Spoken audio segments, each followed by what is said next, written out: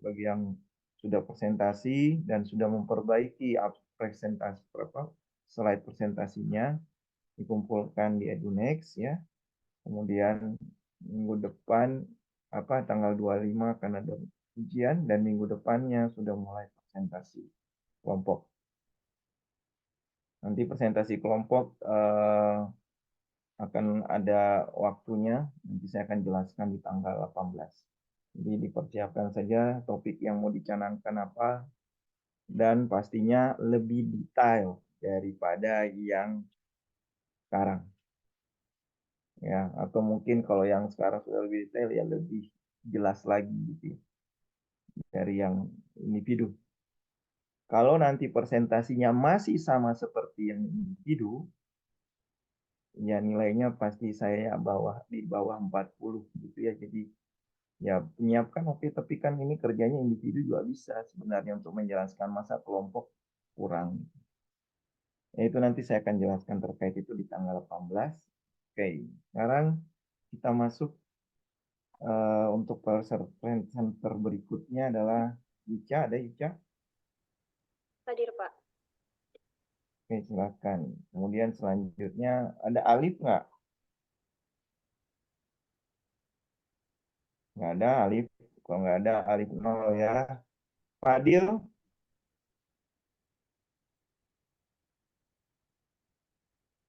Nggak ada juga. Fadil 0 ya. Habis itu nanti Ahmad. Ahmad siapa nih? Ahmad ya? Ahmad. Ahmad siapa nih? Saya, Pak. 205 ya.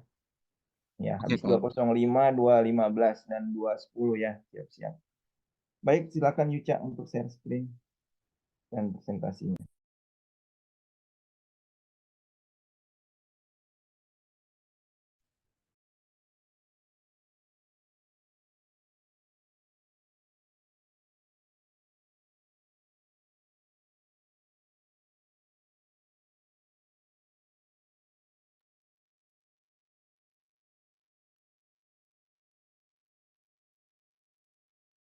Sudah terlihat belum, Pak?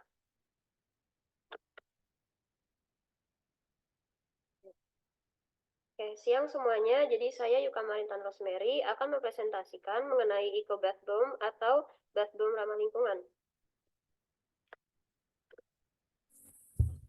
First thing first, mungkin di sini ada yang belum tahu benefit bathroom itu apa. Nah, benefitnya itu salah satunya adalah dapat melembabkan dan mencerahkan kulit serta merevitalisasi tubuh ketika stres yang biasanya digunakan saat berendam. Nah, tetapi seringkali muncul permasalahan kulit dikarenakan pewarna sintesis pada bathroom ini. Seperti yang bisa dilihat di layar, skin irritation yang diakibatkan artificial dyes seperti tatazin dan karmin itu dapat memicu alergi. Maka dari itu, perlu dikenalkan tentang cara pembuatan bathroom dari kulit buah naga ini. Nah, solusinya, saya menemukan salah satu studi mengenai kandungan kulit buah naga yang sangat cocok untuk dijadikan pewarna alami untuk bathroom, yaitu ada antosianin, polifenol, senyawa beta lain, vitamin C, E, A, alkaloid, terpenoid, flavonoid, tiamin, niacin, pyridoxine, dan lain-lain. Nah, untuk alat dan bahannya sendiri, ada 200 gram soda kue, 50 gram garam Epsom, 50 gram tepung jagung, 10 ml virgin coconut oil, essential oil, dan ekstrak kulit buah dan naganya. Untuk alatnya itu ada cetakan aluminium bath bomb, botol spray, dan mangkuk.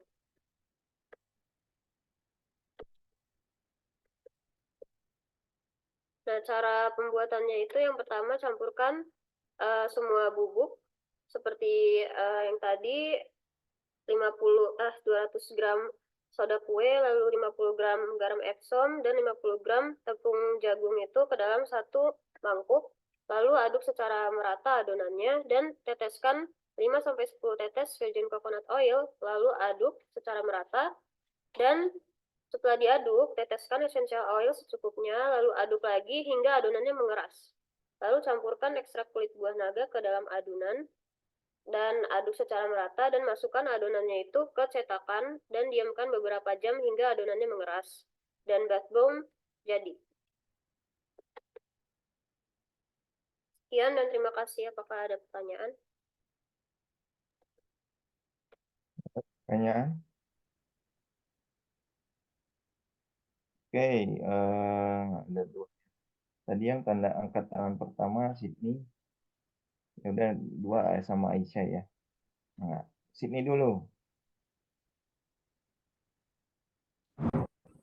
Halo Pak, sama Yuka. Saya izin bertanya, bahan-bahan yang dipakai di bath bomb-nya emang sifat uh, alaminya tuh kayak gimana? Kenapa bisa bisa eco-friendly gitu? Jadi eco-friendly.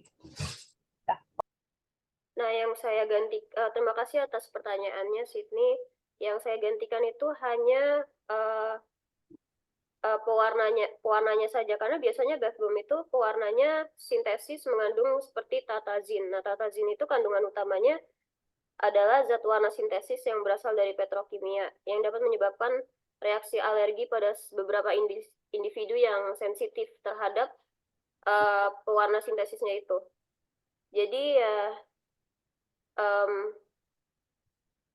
ya gitu jawabannya. Oke, thank you. Oke, selanjutnya Aisyah. Oke Pak, halo. Aku mau nanya, selain buah naga itu bisa pakai buah apa lagi nih? Dan kenapa harus buah naga? Untuk saat ini saya merekomendasikan kulit buah naga karena kulit buah naga itu lebih convenience atau gampang ditemui gitu. Dan kulit buah naga itu memberikan warna yang lebih intens atau kuat dibanding kulit buah lainnya. Ya. Oke, makasih. Sydney kelompok berapa? Aisyah kelompok berapa? Kelompok 7, Pak. Aku kelompok 12. 12. Oke. Yucha, saya mau lihat dulu judulnya.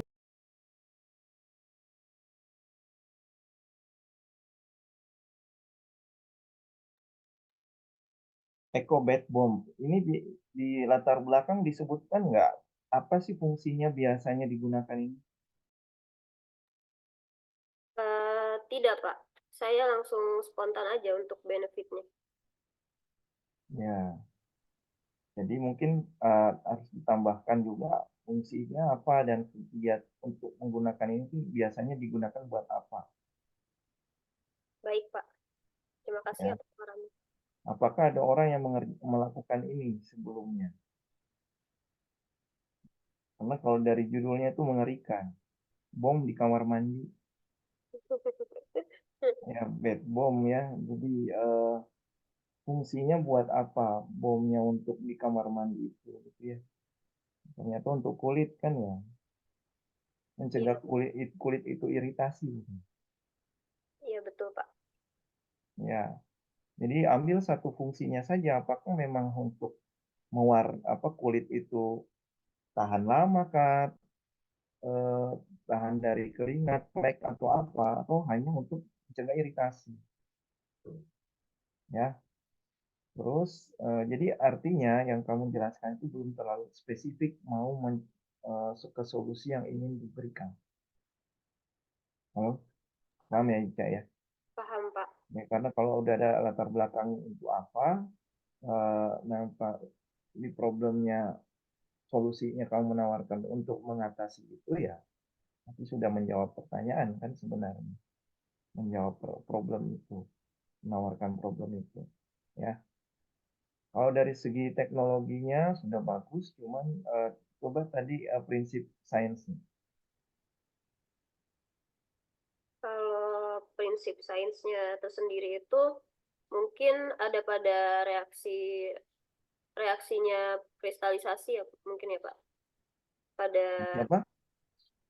reaksi kristalisasi. Kristalisasi itu apa? Apa ya? Seperti garam seperti contohnya tuh pada garam Epsom yang saya gunakan ini, eh, ketika bathbombnya larut dalam air, garam Epsomnya itu akan terlarut dan menghasilkan larutan yang jenuh dengan mineral. Jadi selama proses pendinginannya mineral itu bisa mengkristal kembali gitu pada permukaan kulit. Jadi bisa menimbulkan efek melembabkan dan melembutkan kulit. Melembabkan dan menghaluskan kulit, bukan membuat Ya, kristal di kulit. bukan Pak. Kalau buat di kristal di kulit ya nggak halus kulitnya, jadi kristal kulitnya. Ya.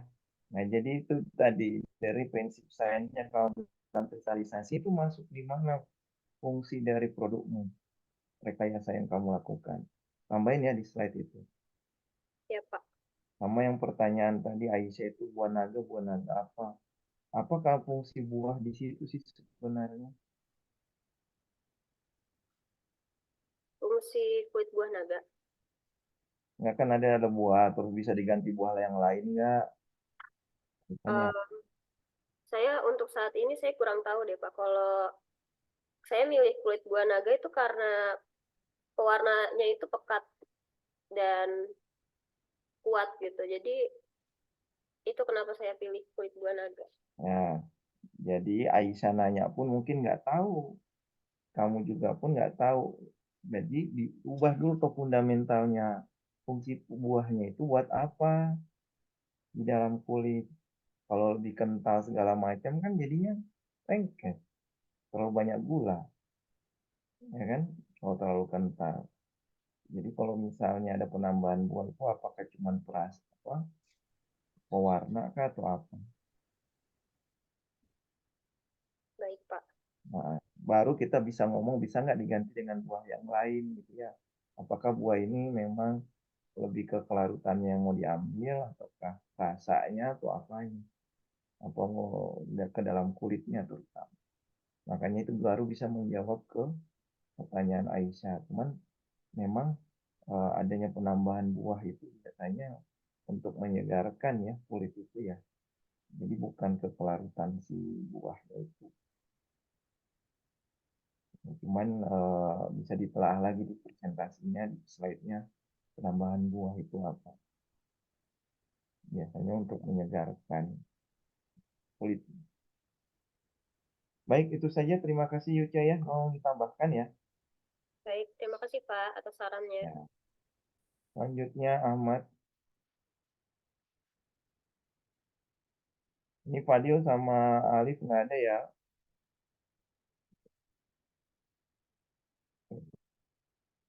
Sama yang kemarin tuh siapa? Yazid ya. Yazid juga nol. Jadi udah 3 orang yang nol ya. Silakan. Oke, baik. Terima kasih Pak Aziz atas waktunya. Bismillah, Assalamualaikum warahmatullahi wabarakatuh. Perkenalkan, saya Ahmad Hafiz Afiotomo dengan NIM 160232605 akan mempresentasikan abstrak saya yang berjudul pembuatan alat navigasi malam untuk pengenalan arah bintang dan konstelasi atau lebih mudahnya kompas bintang. Uh, Latar belakang saya menulis ini atau mengambil topik ini adalah karena saya melihat pada zaman dahulu para pengembara atau para pelaut itu menjadikan benda langit sebagai arah penunjuk arah gitu. Dan saya merasa sepertinya kalau dijadikan metode belajar untuk mengenali sejarah pertama dan utamanya juga mengenali astronomi, itu bisa menjadi salah satu metode belajar yang asli. Kemudian yang kedua adalah menjadikan pembelajaran astronomi ini lebih sederhana, berbasis eksperimen dan balik lagi ke yang pertama tadi adalah mengasihkan. Kemudian dari latar belakang tersebut melahirkan tujuan yaitu mengenalkan konsep arah dalam sudut pandang astronomi seperti yang tadi dijelaskan di latar belakang. Kemudian yang kedua ini sebagai tambahan juga bahwasannya bisa mengamati perubahan posisi bintang sepanjang musim karena mungkin pada hari ini kita melihat langit hari ini mungkin rasi bintangnya adalah Pisces atau Aries, tapi mungkin sebulan atau 2 bulan kemudian kita bisa melihat rasi bintang yang berbeda, mungkin Taurus atau Gemini dan seterusnya. Kemudian dari itu saya mengambil prinsip saya, yaitu yang pertama adalah koordinat dan tata letak bintang. Yang kedua adalah konsep magnet. Koordinat dan tata letak bintang ini ya utamanya untuk menentukan bagaimana posisi-posisi bintang secara sederhana, yang kemudian nanti akan dituangkan dalam satu media, mungkin kertas atau karton.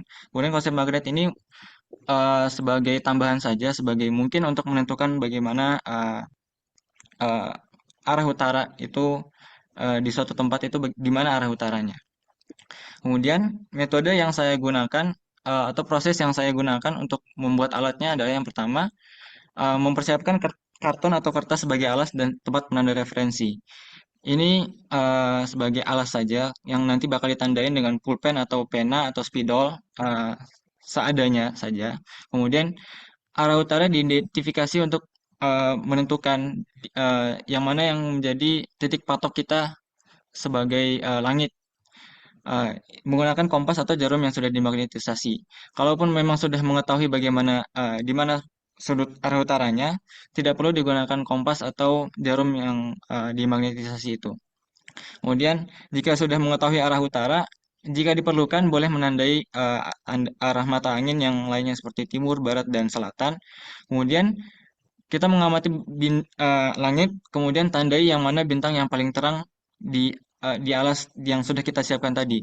Kemudian yang terakhir adalah setelah didapatkan setelah pengamatan selesai, jika diperlukan untuk menguji keakuratan, boleh membandingkan dengan apa ya, aplikasi yang sudah tersedia di Play Store untuk Star Tracker supaya menguji keakuratannya. Pun kalau dari sini bisa diketahui bagaimana galat yang kita hasil dari galat percobaan kita. Dan kurang lebihnya itu saya tutup dengan satu quote, dua hal yang two things awe me most, the starry sky about me and the moral law within me, dari Immanuel Kant. Mungkin itu saja dari saya. Terima kasih. Jika ada pertanyaan, silahkan ditanyakan. Silakan Fahmi Aziz. Baik, terima kasih. Pertanyaan saya cukup simpel. Jadi ini lebih ke peta bintang atau constellation finder di Stellarium ya. Karena saya agak bingung cara pakainya gimana.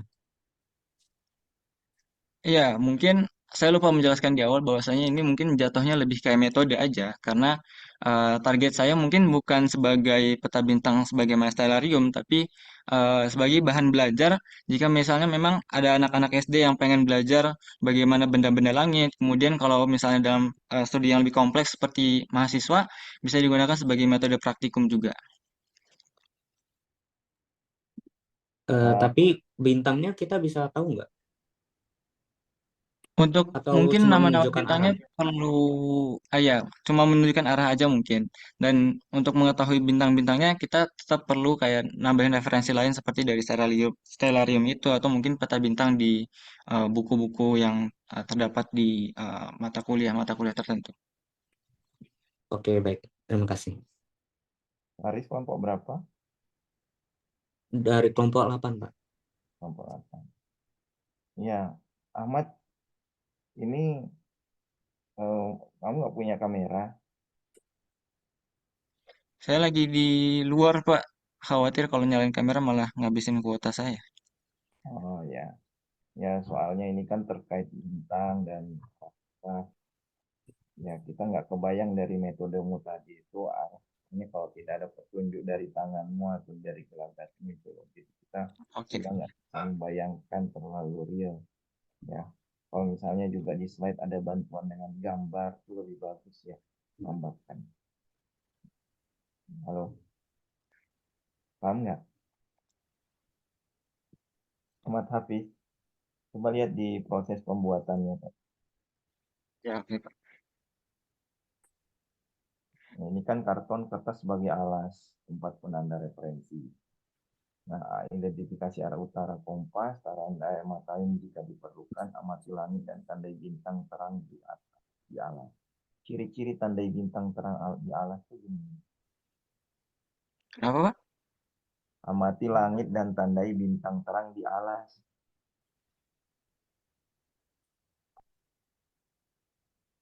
Maksudnya apa itu? Iya. Kenapa, Pak? Oh, jadi mungkin setelah semua persiapan sudah dilakukan, nanti kita mengamati langit. Tentunya harus dipastikan langit itu dalam kondisi yang cerah. Kemudian dari langit tersebut kan seringkali kita hanya bisa melihat sebagian bintang yang terang-terang saja gitu. Terlebih di zaman sekarang yang polusi cahayanya cukup banyak. Jadi kita hanya bisa menandai bintang-bintang yang terang saja dan itu dipetakan di alas yang sudah kita buat tadi, Pak. Bagaimana bintangnya kalau terang semua? Dan Eh tidak pada langit. maksud saya yang ditandai itu semua bintang yang eh, visible di kita, Pak, yang terlihat bagi kita. Jadi nanti bintang-bintang yang terang tersebut tidak hanya satu, bisa jadi 10 atau 20 atau 30 tergantung bagaimana kita mendapatkannya. Kemudian nanti baru ditandai di kertas dan dibandingkan dengan referensi yang kita punya. Oke. Nah, nanti goalnya ini biar tahu apa? Bintangnya apa atau arah angin, arah mata angin atau gimana? Mungkin lebih kayak ke pengenalan arahnya sih, Pak. Jadi kayak kalau misalnya sebagai patokan utara itu kan ada Ursa Major, kemudian untuk mengetahui sekarang lagi bulan apa bisa dilihat dari rasi-rasi tertentu, Pak. Nah, itu ada prinsip astronomi yang kamu jelaskan nggak? Kenapa, Pak? Prinsip sains dari segi astronomi kan? Eh, Koordinat dan tata letak bintang, Pak. Nah, ada tadi dijelaskan nggak? Saya belum ngejelasin lengkapnya. Ya, nanti tambahkan ya di slide. Tapi kalau Oke, prinsip Pak Ben. sains yang baik matematik ada. Matematika, Pak. Ya, kan kalau astro kan kalau nggak bisa matematika banyaknya ya. Hmm. Ini ada sih. Bagaimana dia nentuin bintang dan arah angin itu apakah ada konsep fisika atau matematika yang dipakai atau Mungkin kalau konsep astronomi? matematisnya karena mungkin kalau buat anak-anak yang usia SD agak sulit, tapi kalau diterapkan untuk mahasiswa kuliahan bisa, Pak. Contohnya apa kayak gimana? Misalnya mengukur jarak dari satu bintang ke bintang yang lain, kemudian dipetakan dalam peta tersebut itu sesuai dengan skala yang kita lihat gitu. Mungkin tidak persis tapi perkiraan aja, Pak. Oh, perbandingan skala ya. Ya, Hmm.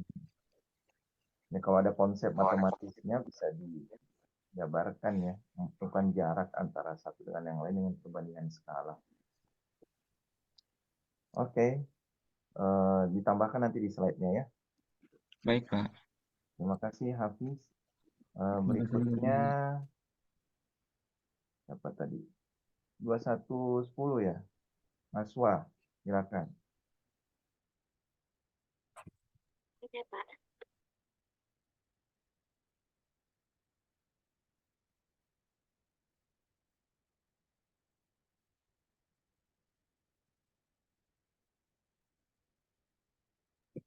Apakah yang saya sudah terlihat sebelumnya?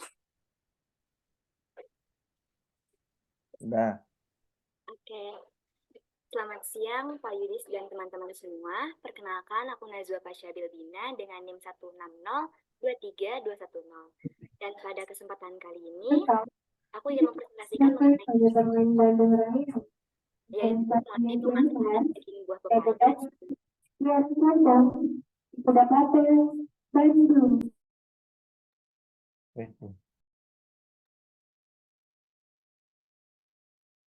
Ya, oke. Saya ulangi ya. Topik kali ini adalah pemanfaatan daging buah pepaya sebagai bahan baku sabun cair.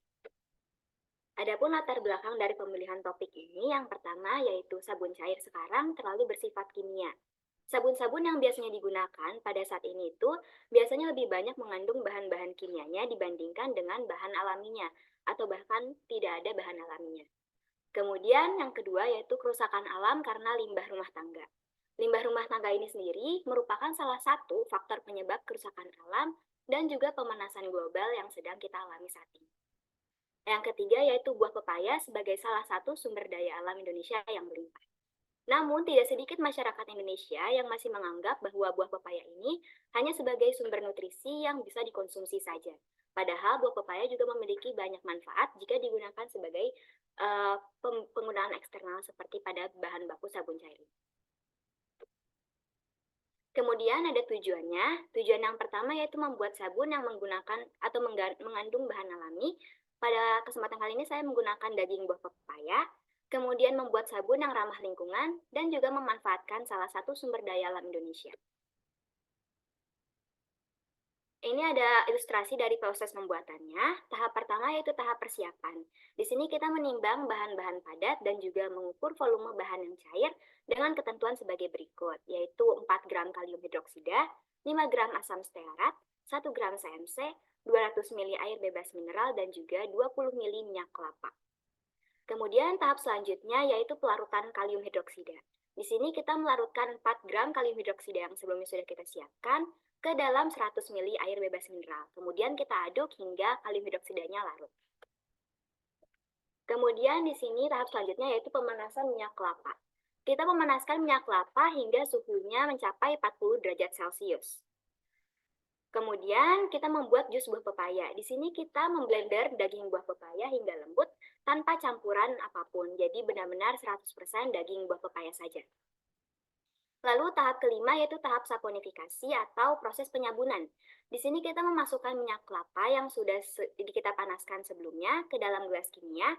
Kemudian kita tambahkan larutan KOH sedikit demi sedikit sambil diaduk menggunakan mixer agar campuran homogen. Lalu tahap terakhir yaitu penambahan bahan-bahan lainnya. Di sini kita menambahkan 20 ml jus buah pepaya, 1 gram CMC, dan 5 gram asam stearat ke dalam gelas kimia yang berisi campuran kalium hidroksida dan juga minyak kelapa. Kemudian kita aduk campuran ini menggunakan mixer hingga muncul busa. Tambahkan air sedikit demi sedikit untuk menjaga kehomogenan campuran. Di sini ada rancangan desain produk yang saya buat. Karena produk yang saya buat ini adalah sabun cair, jadi saya menggunakan botol pump sebagai packagingnya, di mana sabunnya juga ada dalamnya untuk menjaga kehigienisan dari sabun itu sendiri. Sekian dan terima kasih. Apakah ada yang mau bertanya? Baik, terima kasih. Silakan Saida sama Aisyah. Saida dulu. Kelompoknya Kalau berapa? semuanya bisa bertanya, Najwa. Kedengaran nggak suaranya? Terdengar. Kelompok berapa, Saida? Kan ini semuanya pakai bahan alami ya. Itu kira-kira tanggal expirednya apakah lebih cepat atau gimana? Mohon maaf, bisa diulangi, agak kurang jelas suaranya. Mungkin aku ketik aja kali ya, ini aku lagi di jalan agak berisik. Boleh.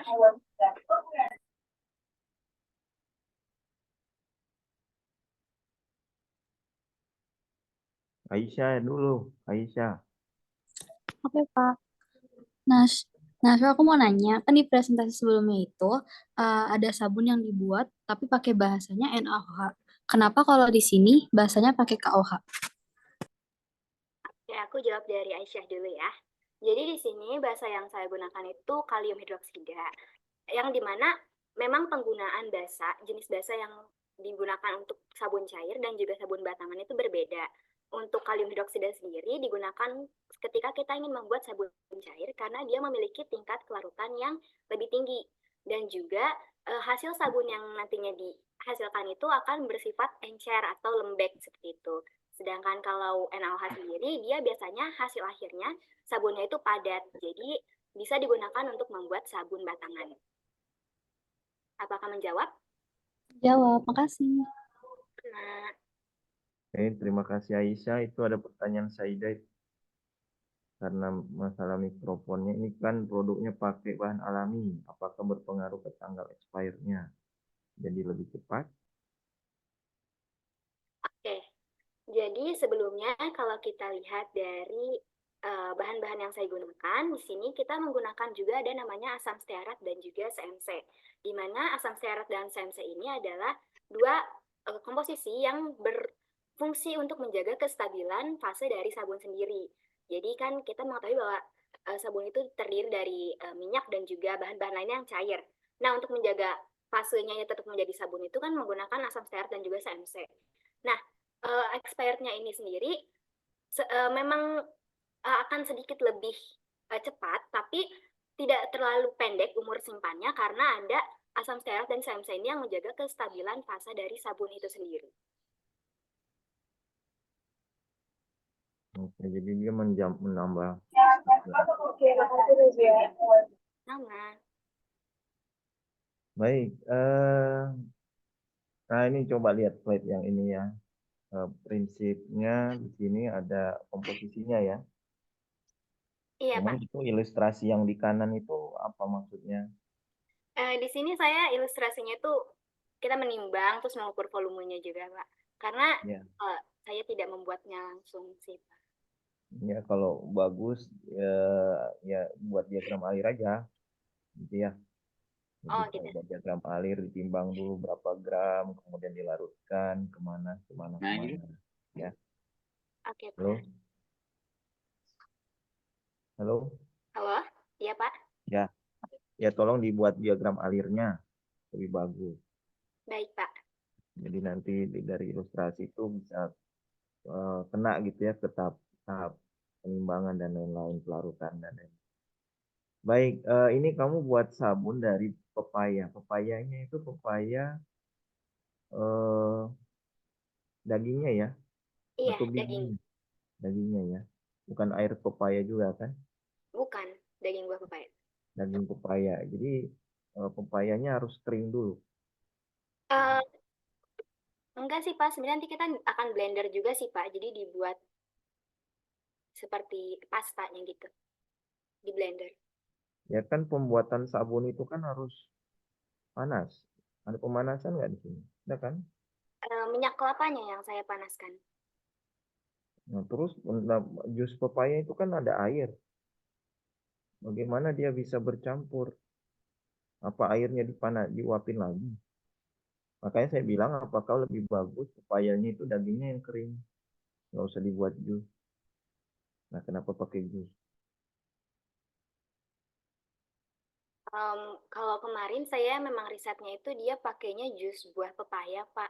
Dan dia tuh tetap tercampur karena minyak kelapanya tuh dipanasin dulu gitu. Tapi mungkin nanti saya akan riset lebih lanjut lagi kalau pakai daging yang kering.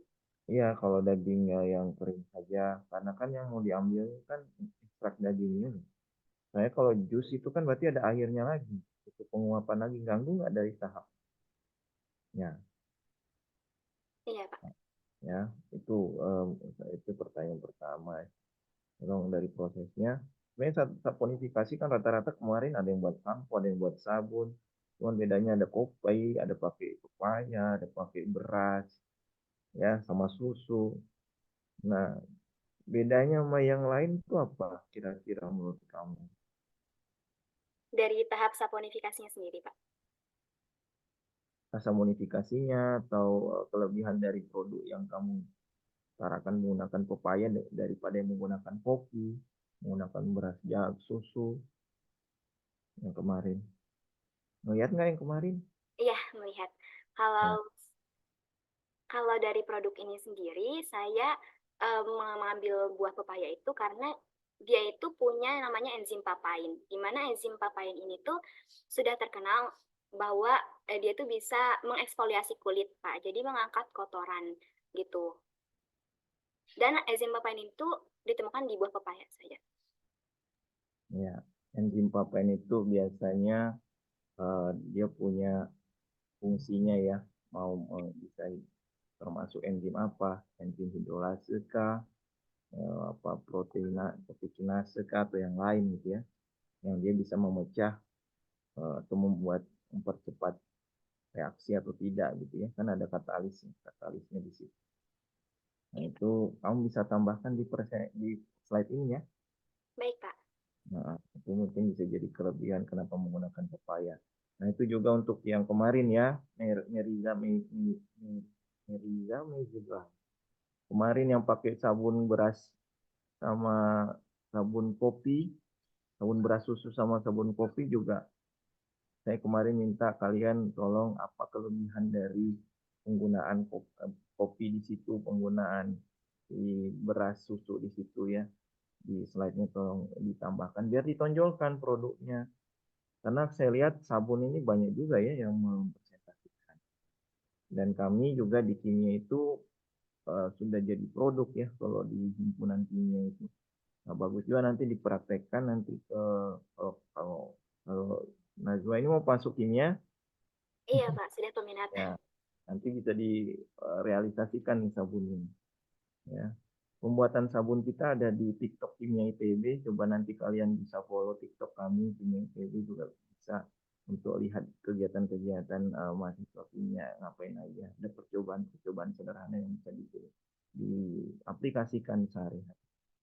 Baik, itu terima kasih Najwa. Selanjutnya 215. Apa nih? Amal. Baik, Pak, 220 ada? sebentar. 220 Ada, Pak, 220. 225? Ada, Pak. Oke.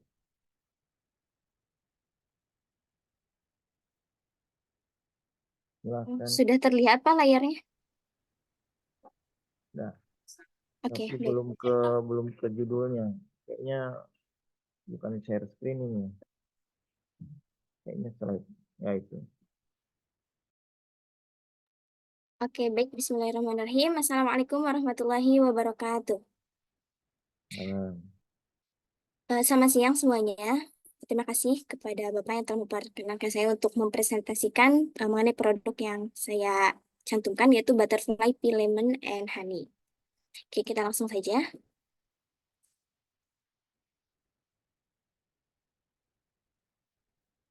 Di sini ada latar belakang, ada 4 latar belakang. Yang pertama yaitu imunitas tubuh menurun.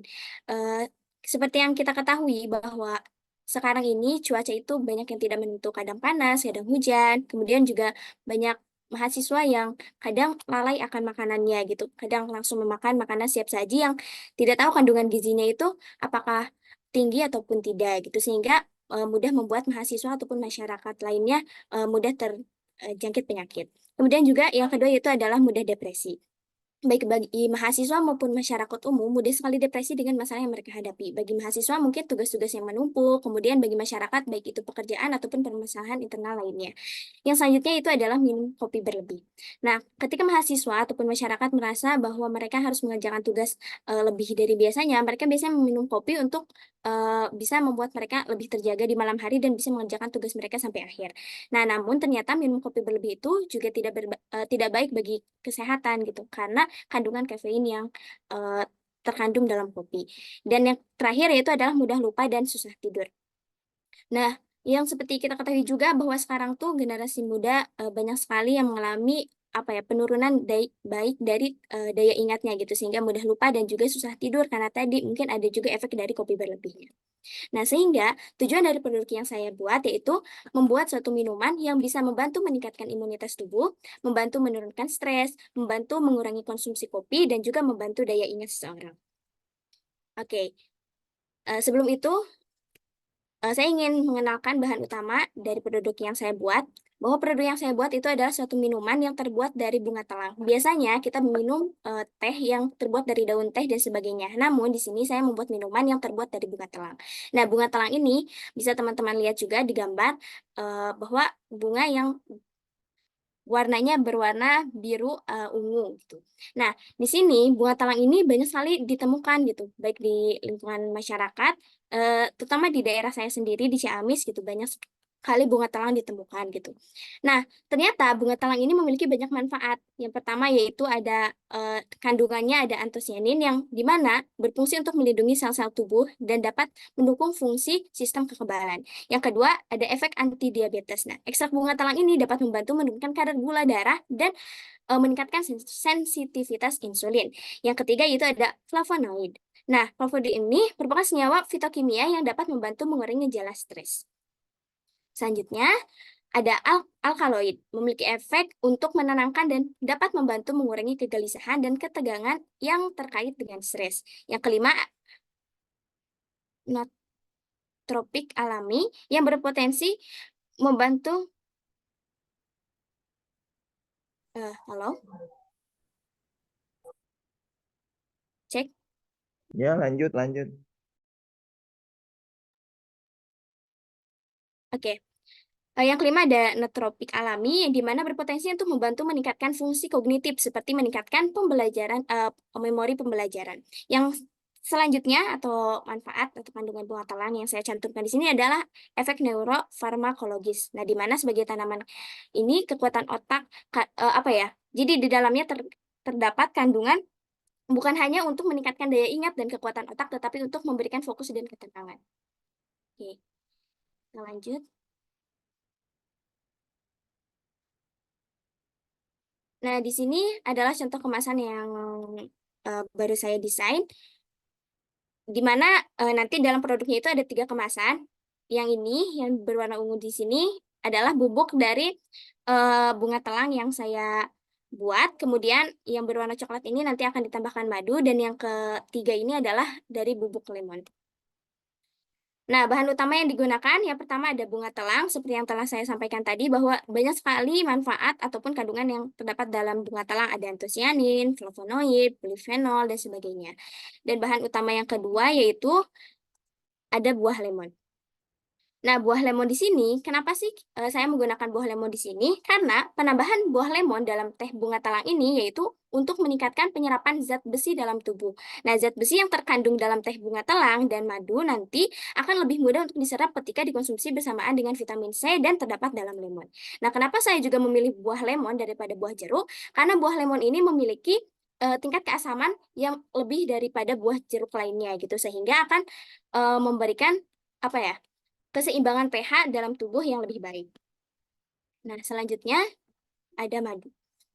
Bahan utama ketiga yaitu adalah madu. Nah, madu ini dapat mempengaruhi tekstur dan konsistensi teh bunga telang. Nah, madu memiliki sifat lengket yang dapat membuat teh terasa lebih kental dan memberikan sensasi mulut yang lebih lembut. Jadi, penambahan buah lemon dan madu ini bukan hanya sekedar untuk menambahkan rasa saja, tapi ada juga untuk meningkatkan penyerapan dari kandungan-kandungan yang terdapat dalam bunga telang sendiri maupun kandungan dalam buah lemon dan madu itu. Di next. Nah, berikutnya itu adalah cara membuat. Yang pertama, kita siapkan bunga telang dan juga lemon. Nah, kemudian kita cuci bersih bunga telang dan buah lemon ini menggunakan air mengalir dan jemur hingga kering.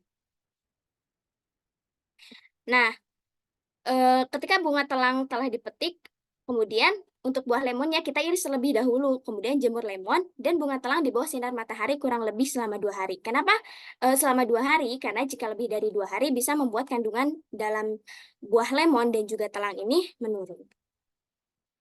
Oke, ini gambarnya untuk ilustrasi lemon yang sudah diiris dan dijemur kering.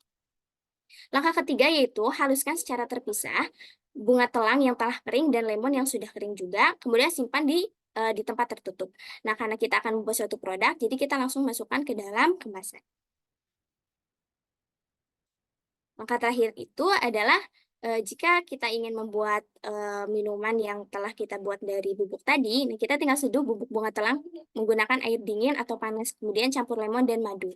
Nah, sebenarnya itu juga salah satu tujuan dari saya kenapa saya membuat 3 kemasan gitu, di mana ada kemasan 1 berisi bubuk bunga telang, kedua berisi madu, dan ketiga berisi bubuk lemon. Nah, agar di sini tuh konsumen yang menggunakan produk saya itu bisa memilih gitu, apakah dia kalau misalkan tidak menyukai terlalu manis bisa menggunakan hanya lemon dan juga bunga telangnya, atau mungkin dia bisa juga menggunakan lemon menggunakan madu dan juga bunga telangnya saja gitu. Jadi bisa memilih untuk menggunakan lemon dan juga madu sesuai selera.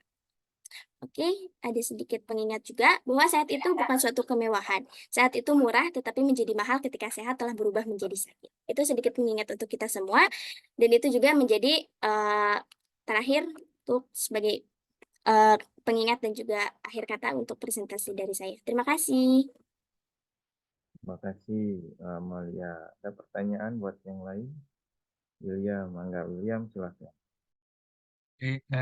Izin bertanya buat Amal ya.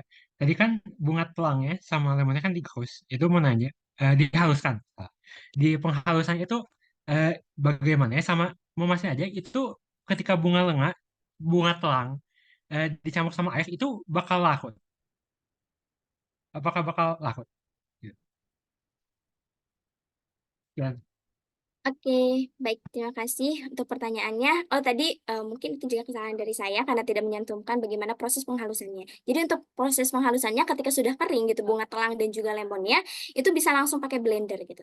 Nah, pengeringannya juga tadi itu sebenarnya bisa menggunakan sinar matahari secara alami ataupun menggunakan oven gitu. Jadi untuk proses penggilingannya atau penghalusannya itu bisa menggunakan blender.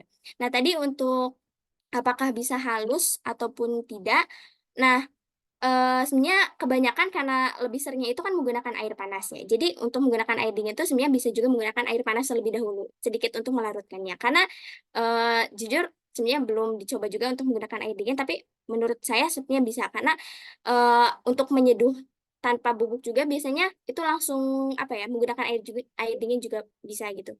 Namun karena belum mencoba kalau untuk bubuk lemon dan bubuk telangnya disatukan bersama itu larut atau belum. Itu belum saya uji, tapi untuk sarannya lebih baik menggunakan air panas terlebih dahulu, sedikit aja, nanti baru bisa mendapatkan air dingin. Apakah terjawab? Terjawab, tapi maksudnya saya kan eh, kalau tadi lihat kan bunga telangnya teh langsung semuanya gitu kan. Kalau lihat dari gambarnya ada bagian yang hijaunya. Terus Iya, ini nggak tahu ya salah atau nggak, tapi kan bunga eh, kar terdiri tersusunnya kan dari karbon. Terus sepengetahuan saya sih karbon harusnya kayak nggak larut lama. Saya pernah juga kayak bikin bunga telang kayak gini. Tapi bukan dilarutin itu, kayak cuman bunganya diseduh aja ke air panas. Nanti eh, ekstraknya yang keluar. Memastikan aja sih. Udah, udah cukup, makasih. oke, terima kasih juga. Mungkin itu sih sebagai pengingat bagi saya untuk melakukan riset lebih dalam lagi gitu. Oke, terima kasih. Baik, terima kasih. Nyambung dari William tadi. Jadi sebenarnya ini nanti lebih ke arah kelarutannya itu harus dijaga ya. Jadi yang diambilkan ekstraknya kan, bukan bunganya langsung. Ekstrak bunganya dulu kan. Iya, betul, Pak. Ya. Pak Linda mau nanya apa? Saya mau nanya Pak, kan tadi itu kan kata Amalia bikinnya itu ada 3 pack gitu dipisah bunga tal bunga telang terus ekstrak lemon sama madu kan. Kan nanti tuh konsumennya bisa milih dicampur pakai lemon atau madu kan. Nah itu tuh manfaatnya berkurang apa enggak gitu. Makasih. Oke, baik terima kasih untuk pertanyaannya. Pertanyaannya kalau misalnya tidak digunakan semuanya, apakah manfaatnya berkurang atau tidak? Sebetulnya untuk manfaatnya tidak berkurang karena dari lemon dan madu sendiri sebetulnya itu ada kandungan yang hampir sama juga dengan bunga telangnya gitu kayak untuk kekebalan tubuh, kemudian juga untuk menjaga kesehatan dan sebagainya gitu. Nah, di sini sebenarnya untuk menambahkan madu dan lemon itu seperti yang telah saya sampaikan tadi bahwa di sini tuh adalah untuk meningkatkan saja gitu, untuk meningkatkan manfaat dari bunga telang sendiri. Karena tadi dari madu sendiri punya apa ya?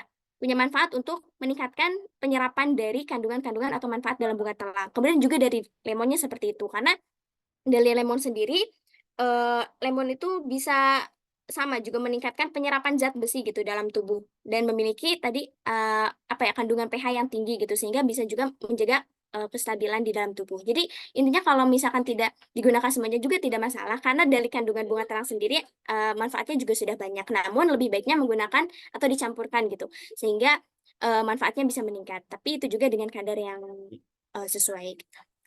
Apakah terjawab? Pak Linda kelompok berapa? Oke, terjawab. Saya kelompok 4 Pak. Baik, Malia, prinsip sainsnya sudah dijelaskan dengan baik. Cuman saya mau tanya terkait kenapa milih 3 ingredient. Kan ada 3 ya tadi elemennya. Iya Pak, ada 3 elemen. Satu aja. Karena memilih 3 tuh tadi, karena kan biasanya kalau hanya bunga telang itu, sebenarnya dari bunga telangnya sendiri kan tidak ada rasa khusus gitu Pak. Kayak apa ya, kalau teh kan mungkin ada rasanya, tapi dari bunga telangnya sendiri tuh bukan apa ya, tapi kadang ada rasa pahitnya gitu ketika diseduh gitu. Nah, akhirnya kayak kalau misalkan untuk teman-teman semua nih yang suka manis gitu, kayaknya bagus buat memberikan atau menambahkan produk dari madu sendiri gitu untuk menambahkan rasanya gitu. Untuk menambahkan kesegarannya juga itu dari lemonnya gitu. Jadi kayak untuk membuat apa ya, manfaat tadi juga manfaat dari bunga telangnya juga meningkat menggunakan dua bahan ini, kemudian juga untuk membuat ketertarikan atau dari konsumennya tuh wah ini adalah produk yang bagus, baru dan juga enak gitu. Itu sih Pak. Ya, karena prosesnya itu akan berbeda. Coba lihat prosesnya. 3 elemen itu kalau kamu campur, terus kamu ekstrak kan itu kelarutannya akan semakin kurang ya. Ya, itu nanti dicampur atau kamu ekstrak masing-masing dulu? Diekstrak masing-masing Pak. Masing-masing baru dicampur ekstraknya ya. Iya. Nah, terus kan berarti kayak kamu menggantikan ada, kalau biasanya orang tambahin ada gula, ya, ada manisnya, ada pahitnya gitu ya maksudnya. Iya, iya betul. Lebih kerasa kan ya. Iya betul. Tapi senyawa yang dipakai di sini sama semua karbohidrat nih. Hah? Dari Gimana Pak? apa yang dipakai senyawanya apa aja yang dipakai dari ekstrak itu? Di sini kan tadi kita kembali dulu ke slide yang ada kandungan bentar.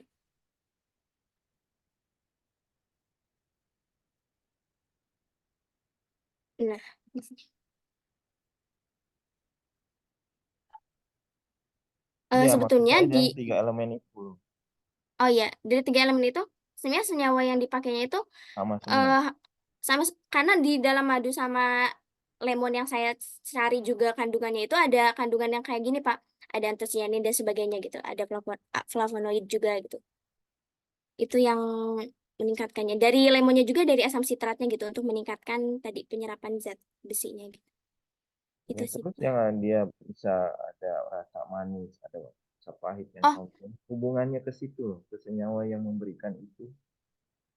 oh Karena iya, saya dari melihat madunya ya Pak. itu 3 elemen itu digabung itu untuk apa fundamentalnya? Apakah ada senyawa yang berbeda antara 3 elemen tersebut atau ya kalau cuma rasa kan gula kan yang biasanya mainnya karbohidrat. Iya sih, karena tadinya juga mau menggunakan gula, tapi karena kayak apa glukosa dalam gula tuh takutnya bisa membuat diabetes juga gitu jika berlebih. Jadi Ya, menggunakan mungkin madu saja yang lebih dari alami. bunga yang berbeda itu ada antisionin yang berbeda, ada flavonoid yang jumlahnya berbeda. Ya, eh, itu juga mungkin kekurangan dari saya karena baru mencari dari apa kandungan-kandungannya gitu. Belum dilihat juga perbedaannya, baik itu dari persentase kandungannya dan juga hubungan dari ketiganya gitu. Ya, mohon maaf.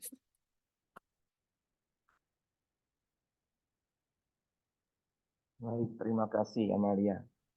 Selanjutnya Terima kasih. nanti diperbaiki ya tambahan-tambahannya. 220 silahkan. Baik, terima kasih Pak. Rafika.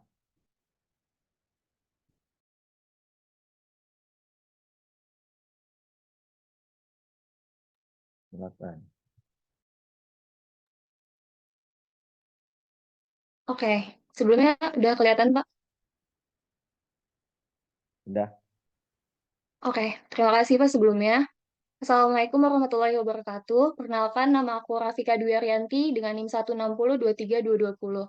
Di sini aku akan menjelaskan tentang abstrak mengenai pengolahan pupuk organik cair berbasis telur keong emas.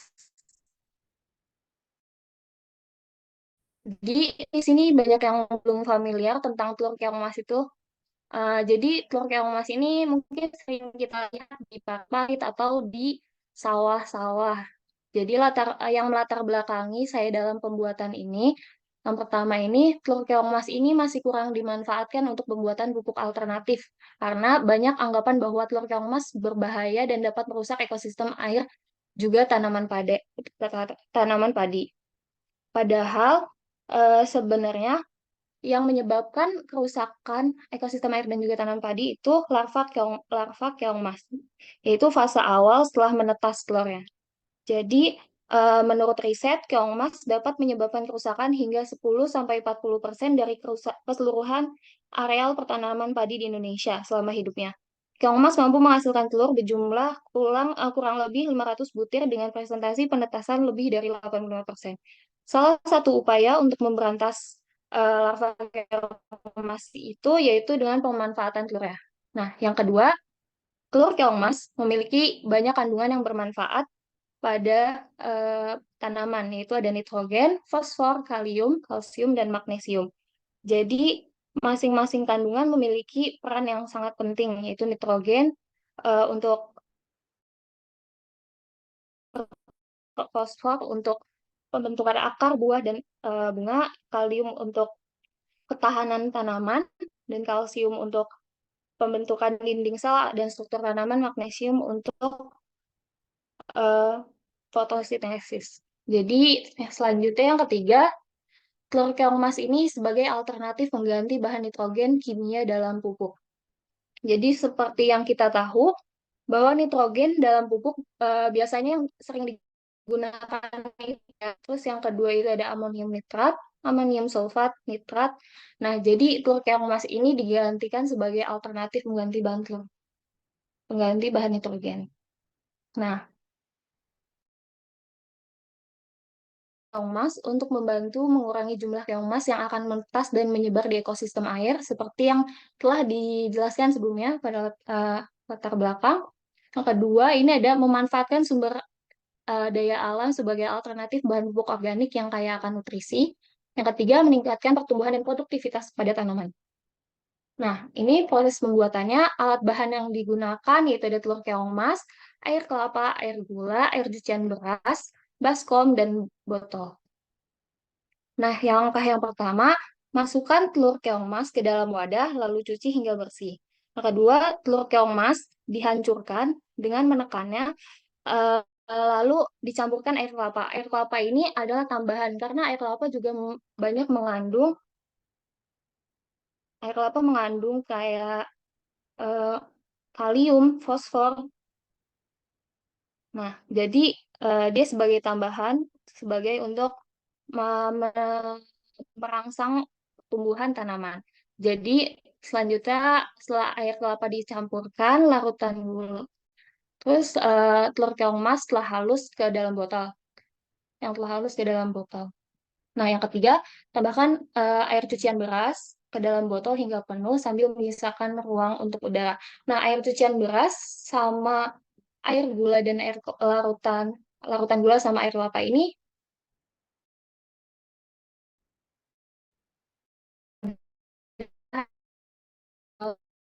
itu dalam pertumbuhan tanaman. Yang habis tambahkan air cucian beras ke dalam botol hingga penuh. Selanjutnya, proses fermentasi dilakukan selama sekitar 1 minggu atau hingga muncul busa putih. Nah, langkah yang terakhir, setelah semua proses fermentasi selesai, bisa dilanjutkan ke proses penyaringan dan proses pengenceran.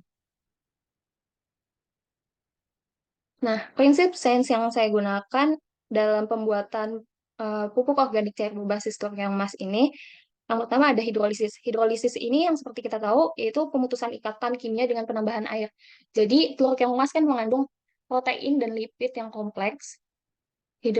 Nah, hidrolisis ini memecah protein menjadi asam amino menjadi asam lemak dan gliserol. Nah, hidrolisis ini menghasilkan senyawa yang lebih mudah diserap oleh tanaman. Jadi, menjadikan senyawa ini lebih sederhana. Nah, yang kedua ada organisme yang dihasilkan oleh telur keong emas ini menghasilkan enzim, pastinya enzim yang bertindak sebagai katalisis dalam proses dekomposisi dan fermentasi. Enzim bertindak sebagai katalisis yang mempercepat penguraian bahan organik dan dapat meningkatkan efisiensi pembuatan pupuk organik.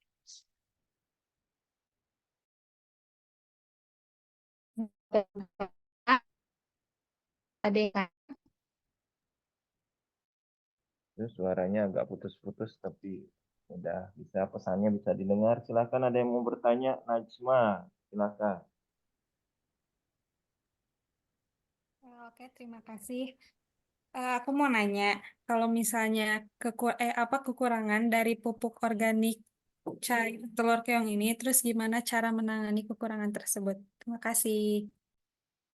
Oh, oke. Makasih Najwa sebelumnya. Jadi, mungkin kekurangan dari pupuk organik cair telur keong mas ini, yang pertama di aromanya. Mungkin aromanya yang tidak sedap. Jadi, untuk menguranginya, mungkin aroma yang tidak tinggi dapat menambahkan bahan yang memiliki aroma lebih menenangkan, kayak mungkin jeruk nipis bisa dicampurkan untuk menetralkan aroma yang tidak sedap. Nah, mungkin yang kedua ini resiko kontaminasi bahan ya. Mungkin kan telur keong mas kita ngelihatnya kayak di perairan-perairan kayak lembab gitu. Jadi pastinya kurang ada higienis atau tidaknya. Jadi pastikan itu tercucinya saat tadi proses pembuatan, pastikan itu telur keong mas itu tercuci bersih gitu. Sudah terjawab, Najma? Sudah, Terima makasih. kasih. Najma, kelompok berapa? Kelompok 7, Pak.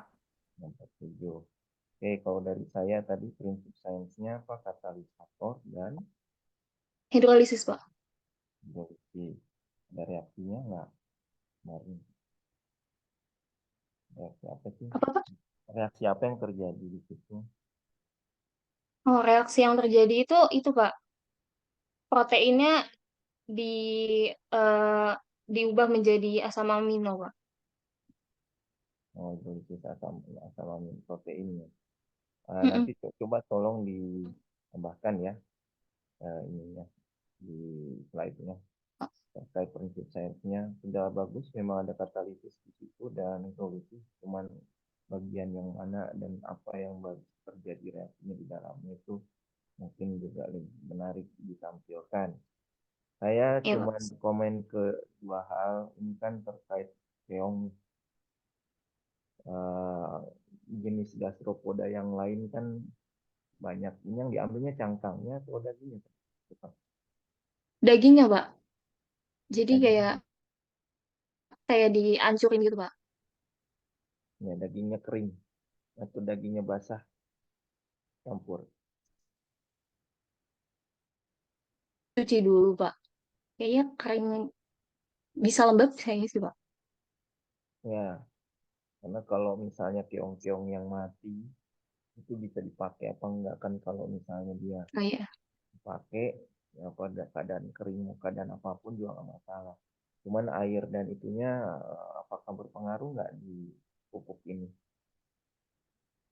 Oh, airnya sendiri pengaruh sih, Pak. Soalnya nanti setelah dicampurin tuh ditambahkan air gitu, Pak. Biar kan jadinya pupuk organik cair, Pak. Oh, jadi sebenarnya basah pun nggak masalah. Ya, nggak masalah. Soalnya jadinya pupuk organiknya bukan kayak pupuk pada umumnya gitu. Jadi cair, pupuk organik cair. Ya, kemudian ini yang kedua adalah komposisi yang terbanyak apa nih? Pupuknya. Komposisi terbanyak sendiri telur keong mas sih, Pak. Iya, apa senyawanya? Urea kah, NPK kah, apa mirip dengan kompos kah, atau bagaimana? Mirip dengan ini, Pak. Pupuk pupuk kayak urea gitu, Pak. Ya berarti ada ureanya kan? Lebih banyak banget. Kayak sepertinya Urea, kayak urea sih, Pak. urea bisa dibikin lewat apa? Proses apa? Urea proses apa? Iya, saya tanya urea, kan katanya mirip dengan urea. Kalau urea Oh, prosesnya biasanya apa? urea tuh prosesnya pakai bahan-bahan kimia kayak apa ya, Pak? Bener. Kalau CO2 ditambah NH3 jadi urea. Apa, Pak? Maaf. Kalau Jadi CO2 tambah NH3 bisa jadi urea nggak?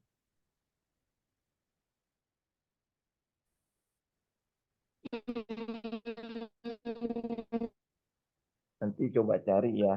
Harusnya kan biasanya kan kalau mau buat pupuk kompos itu kan kotoran ditimbun kan di situ kan ada karbon iya, dioksidanya, kemudian ada nitrifikasi dari bakteri, pembusukan, itu jadi pupuk. iya. Nah, kalau yang kayak gini pembentukan urea, kalau kamu bilang mirip dengan urea, berarti dia mengandung urea atau tidak? Kalau mengandung urea, prosesnya sama nggak dengan pembentukan urea itu dengan Oh, pupuk, kompos, ya. seperti itu atau bukan? Sebenarnya mirip kayak urea, Pak. Tapi ureanya diganti menjadi ya telur kemas mirip sih. Iya, berarti komposisinya ada urea dari biomasnya maksudnya.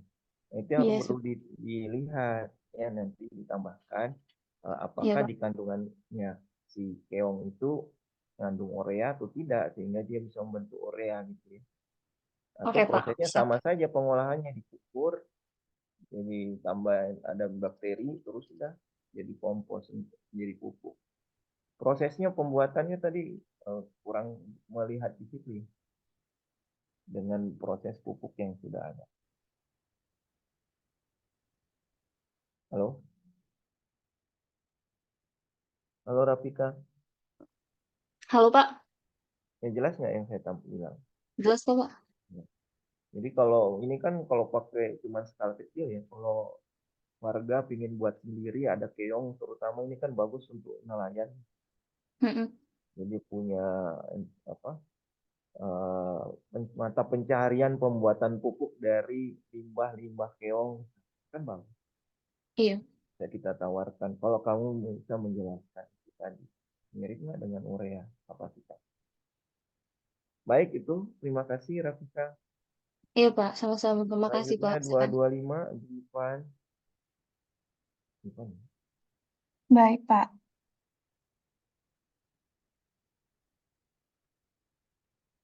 Akan share screen.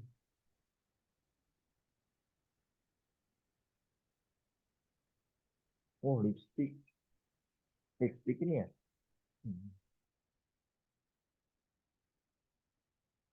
Sebelumnya apakah sudah terlihat, Pak? Udah. Ini lipstick ya? Kenapa, Pak? Lipstick. Bukan, Pak. Oh, bukan. Silahkan. Oke. Assalamualaikum. Assalamualaikum semuanya. Perkenalkan, saya Givania Bella Syafitri dengan NIM 160232225. Di sini saya akan menjelaskan hasil abstrak saya yang berjudul lip scrub berbahan dasar shea butter. Untuk latar belakangnya sendiri, ini didasari dengan permasalahan bibir kering, yang terkadang ini mengganggu aktivitas kita ketika berkomunikasi. Ini bisa menyebabkan, bibir kering ini bisa menyebabkan berdarah atau luka pada bibir. Lalu bibir kering juga dapat menyebabkan penumpukan sel kulit mati sehingga menyebabkan bibir terlihat kusam. Di sini bibir kering disebabkan oleh ada dua, itu karena terpapar sinar UV oleh matahari. Lalu yang kedua ini karena dehidrasi akibat iklim yang terlalu panas atau terlalu dingin. Oke, selanjutnya di sini saya memberikan sebuah produk, menyarankan sebuah produk yaitu lip scrub yang merupakan salah satu produk yang digunakan untuk perawatan yang berguna untuk mengangkat sel-sel kulit mati yang menumpuk. Lip scrub sendiri ini mengandung asam lemak dari shea butter tersebut yang dapat melembabkan bibir sehingga ketika proses penggunaan produk akan mengurangi terjadinya luka pada bibir. Lalu dari latar belakang sebelumnya itu bibir kering disebabkan oleh sinar UV. Nah, di shea butternya sendiri ini memiliki manfaat lain yaitu sebagai sunscreening.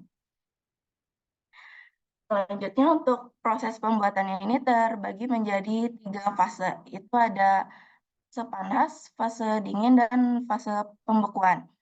Untuk fase panasnya sendiri, ini dilakukan pencampuran antara shea butter dan minyak biji bunga matahari yang dilakukan dengan cara mengetim atau double boil agar melelehkan shea butter yang teksturnya itu padat.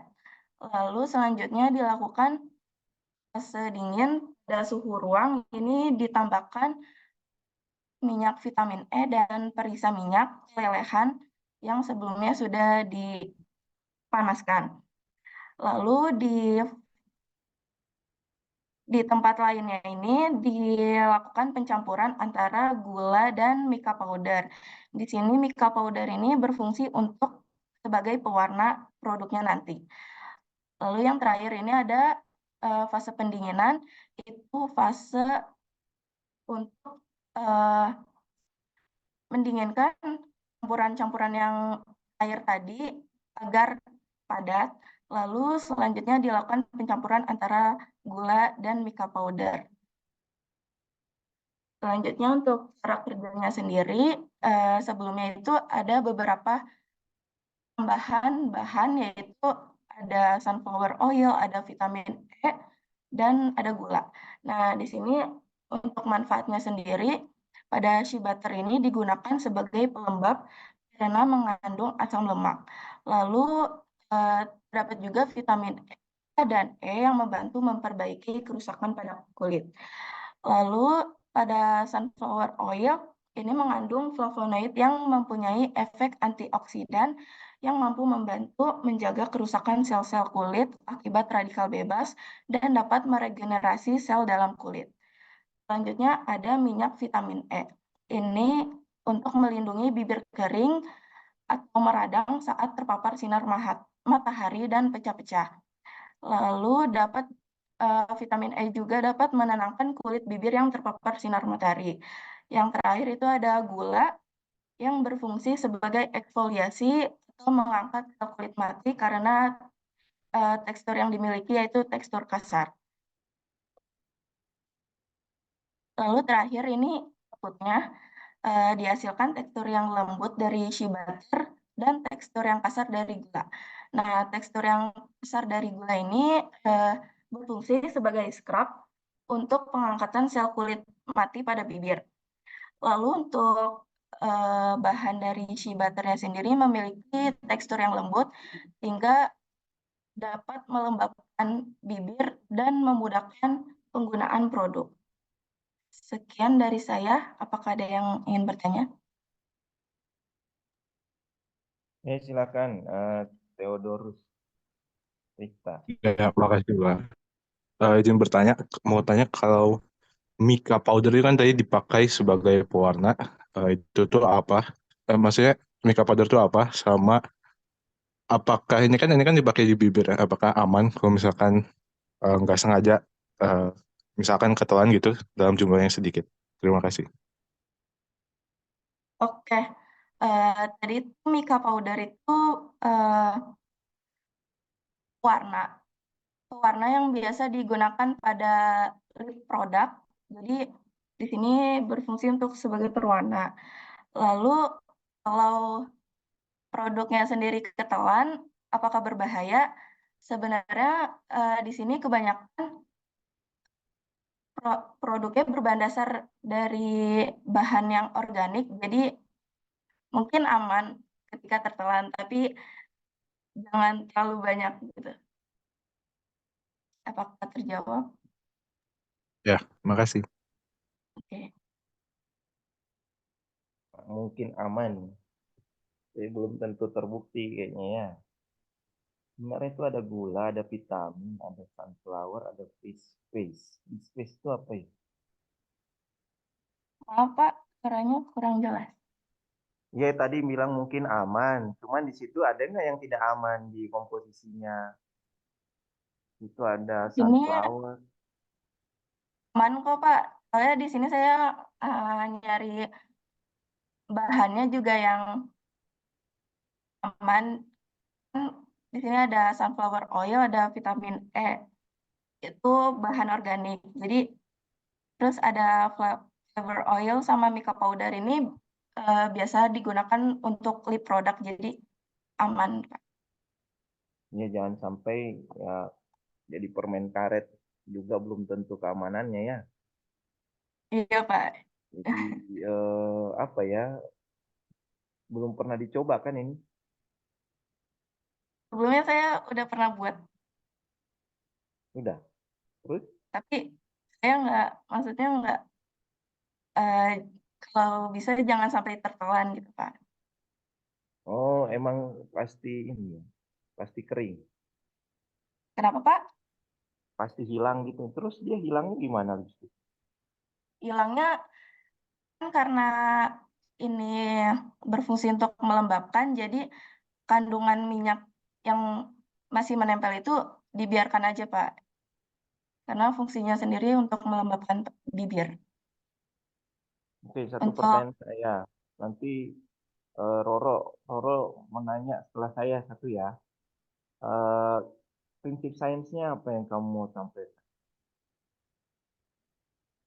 prinsip sainsnya sendiri, ini kan tadi shea butter itu mengandung asam lemak. Itu bisa melembabkan bibir. Lalu terdapat juga ester cinemat dari treatment alkohol yang berguna sebagai sunscreening. Itu Pak. Jadi dia menyerap cahaya sinar UV terus dengan asam lemak. Jadi dengan adanya penggunaan itu, jadi kayak nempelin lemak aja di dalam bibir ya. Untuk melembabkan Pak. Nah, itu melembabkannya di mana? Shea butter itu kan katanya shea butter itu ada absorbansi bla bla bla. Jadi ada lemak tambah shea butter gitu. Maaf suaranya kurang jelas Pak. Iya tadi shea butter ditambah asam lemak kan? Iya, di shea butternya sendiri ada kandungan asam lemak. Ya. Jadi artinya taruh bibirnya cuma ada asam lemak sama senyawa yang menyinar UV. Apakah senyawa itu akan bisa menguap atau dia cuma akan ikut dengan asam lemak berbaur, larut, atau bagaimana? Kan tadi di shea butternya sendiri ini terkandung ada ester cinnamide sama asam lemak ya Pak. Oh, ya, syukur ya. Asam lemaknya sendiri untuk melembabkan, lalu ester cinnamide-nya ini untuk mengurangi paparan sinar UV itu sendiri Pak, melindungi. Iya, jadi bukan harus ada luka dulu pada bibir. Jadi orang pakai lipstick ini nggak harus terluka dulu baru pakai kan? Oh iya, nggak harus Pak. Kalau bibirnya kering, mereka bisa gunakan gitu. Ya mengurangi terjadinya luka pada bibir harusnya bukan jadi betadin kan, bukan jadi mengobati di bibir kan. Dimana hanya melembabkan bibir sehingga prosesnya menyerap UV. Jadi pilih salah satunya lah, karena kalau multifungsi kayak gitu kan sainsnya jadi nggak kena gitu ya. Kalau lemak dengan lemak bercampur, oke, kemudian dia menguap menyerap cahaya pada eh, panjang gelombang tertentu kan karena ada delokalisasi elektron ya, ada ikatan rangkapnya di situ. Itu bisa kamu tambahkan di situ ya di Ya Pak. sainsnya. Oke, Roro, tanya terakhir sedikit. Sebelumnya aku mau nanya, ini kan pakai gula dan lain-lain gitu. Terus kalau misalnya kayak penyimpanannya di luar atau di kesehatan kan suka apa ya cepat mencair. Nah, kalau misalnya pakai bahan-bahan itu kira-kira kayak expiry date-nya kapan ya atau kayak jangka waktu buat disimpannya itu bisa berapa lama? Karena terbuat dari gula, di sini saya menyarankan lebih ke kemasan produknya. Ini menggunakan botol kaca. Jadi eh, tidak tidak boleh ditaruh di paparan sinar matahari secara langsung. Jadi harus di suhu ruang. Terus untuk masa expirednya sendiri karena ini kebanyakan dari produk organik, jadi mungkin akan sedikit lebih cepat expired gitu. Oke, terima kasih. Trisan tadi kelompok 8 ya? Iya, Pak. Roro kelompok 1 kayaknya ya? Oh ya, Iya, Pak, kelompok 1. saya hafal soalnya. Oke, lanjut. Terima kasih. Nanti tolong ditambahkan yang masukan dari teman-teman dan saya. Baik, Pak. Terima kasih. Selanjutnya Petra. Iya, hadir Pak. Ya, buat semuanya, tolong memang kalau kalian presentasikan juga rekayasa yang kalian tawarkan ini, itu make sense nggak? Dan efeknya seperti apa? Ya, karena kalau terlalu banyak kombinasi juga bisa belum tentu bisa jadi bahkan bisa tidak jadi gitu ya, hasilnya tidak sesuai harapan. Mangga, silakan Petra. Baik, Pak. Mana? Eh,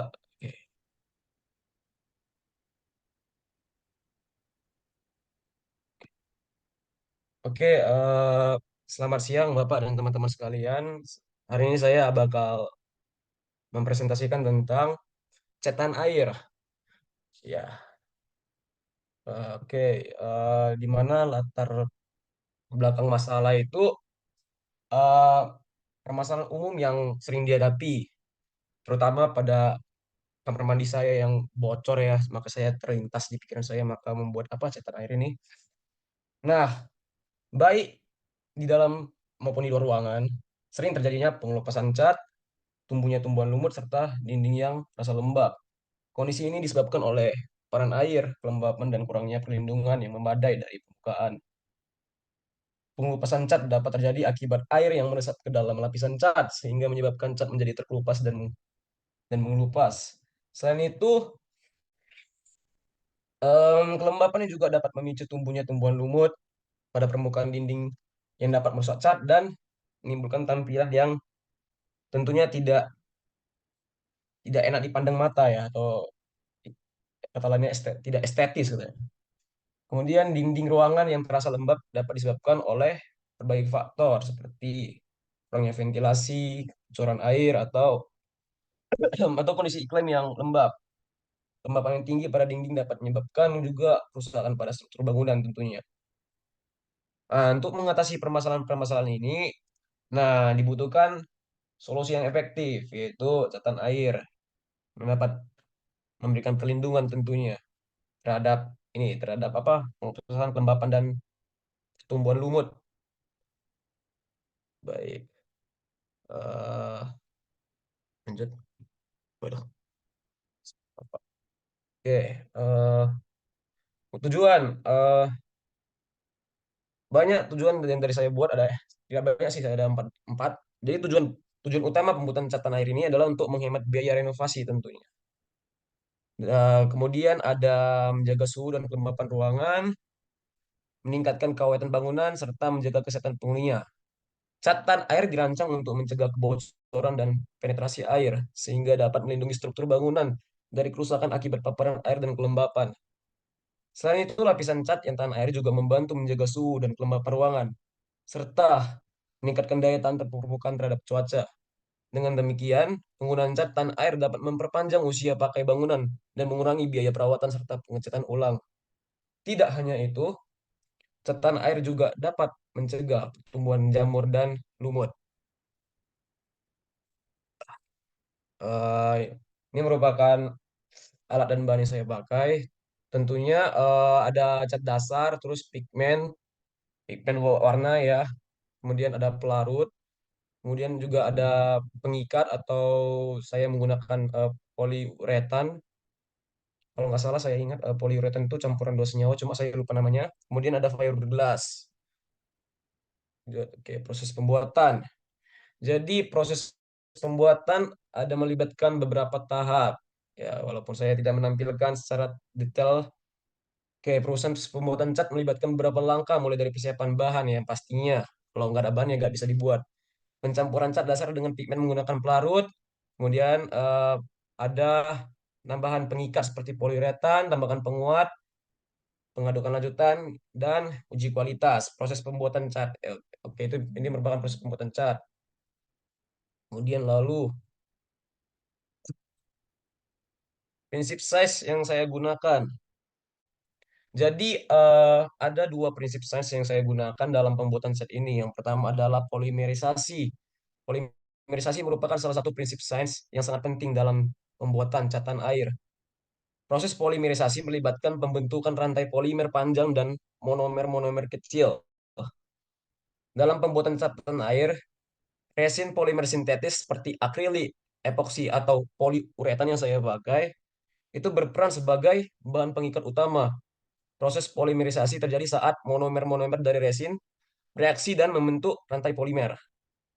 Oke, yang kedua adanya termodinamika, yaitu pengaturan suhu dan tekanan saat pembuatan cat dan pengeringan cat tentunya.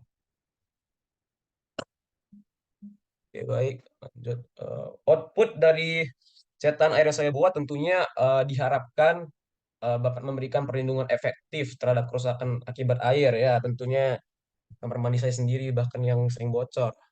Hasil yang tahan lama dan estetika yang baik serta dampak kerusakan lingkungan yang rendah. Oke, sedemikian saja. Jika saya banyak kekurangan, mohon minta maaf dan silakan jika ada yang mau bertanya. Terima kasih. Ya, Faris. Ya, saya mau nanya tadi, jadi di bahan-bahan yang tadi itu, yang bikin dia jadi tahan air itu yang mana? Terus cara kerjanya, kenapa bisa jadi tahan air? Oke, baik. Saya menggunakan poliuretan dan fiberglass supaya bisa menjadi tahan air. Mengapa? Karena mempunyai daya rekat, yaitu interaksi antara rantai polimer cat dengan permukaan yang dicat meningkatkan daya rekat gitu, daya rekat cat sehingga dapat mengurangi bukan bukan apa sih bukan memang benar-benar tahan air, tapi mengurangi kebocoran gitu pada dinding. Sekian. Oke, makasih. Ya, Alfa.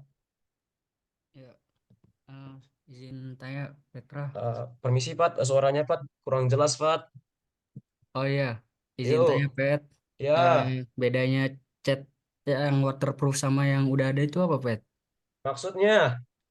Kan sekarang tuh udah banyak ya cat waterproof tuh yang kayak misalnya Nippon Pen dan Waduh, lain-lain. sebut merek, Cok. Bedanya apa, Pet? Apa? Bedanya? Ya paling apa? Kualitas doang sih. Kualitas paling yang ada apa? Gimana ya? Apa durasi waktu nih? Gua baru chat BTW Fat, gua baru chat apa nih apa kamar mandi gue baru bocor lagi sih. Cuma gimana ya perbedaannya? Kurang paham juga gua.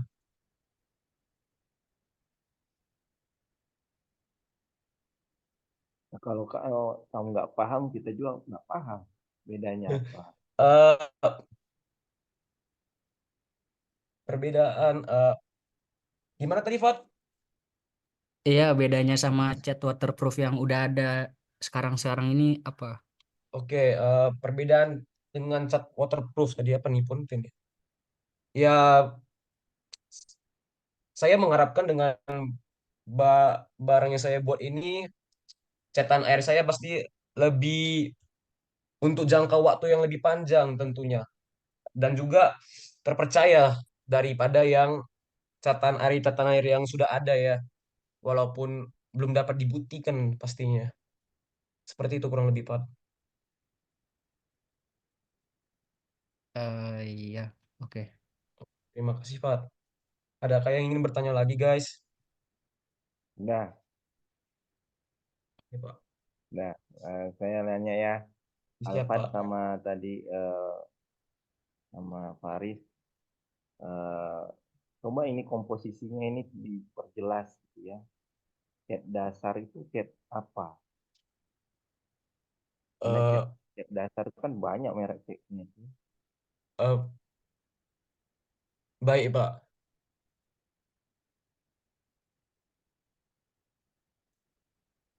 Oke,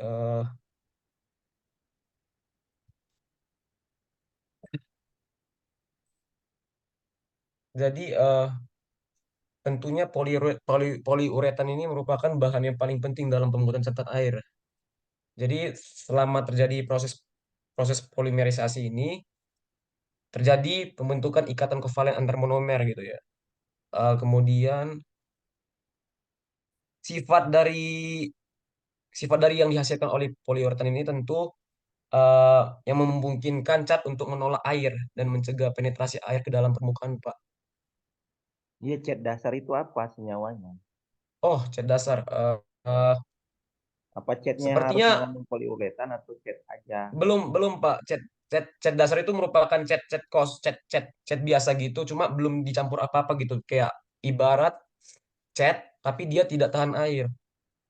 Kalau saya pakai cat, ya cat dasar kan bisa cat kuas, cat itu ya buat Iya, gambar. Pak. Ini cat tembok dasar, isinya apa? Tolong ditambahkan nanti ya. Iya, Pak. Pigmen apa?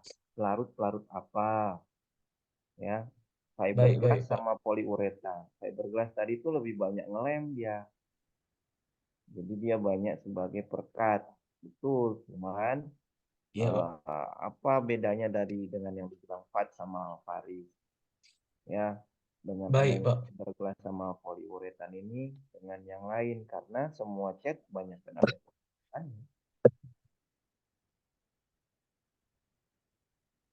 Baik, Pak.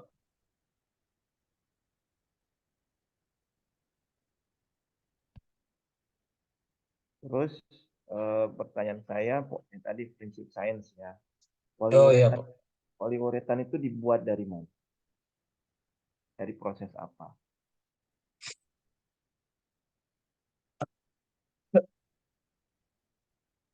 Jadi, Pak,